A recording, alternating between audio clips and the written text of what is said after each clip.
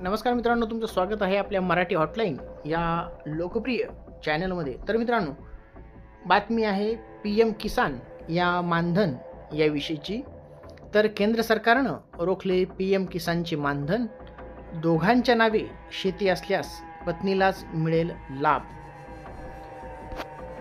तर मित्रांनो, ही सर्वात मोठी अपडेट सध्या आहे की पंतप्रधान किसान सन्मान योजनेत देण्यात येणाऱ्या मानधनावरून केंद्र सरकार अधिकच कठोर होत आहे.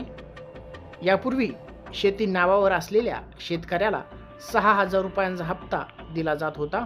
मात्र आता कुटुंबातील पती व पत्नीच्या नावावर शेती असली तरी केवळ पत्नीलाच मानधन देण्याचा निर्णय घेण्यात आलेला आहे.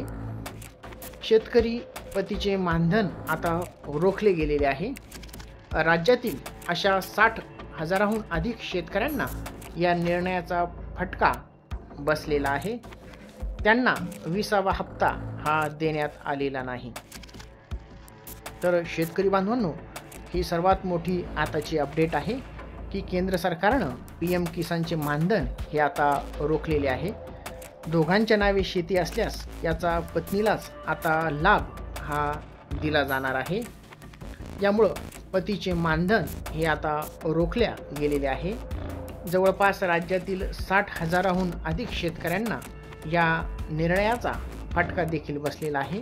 त्यामुळे त्यांना येणारा 20वा हप्ता हा देण्यात आलेला नाही.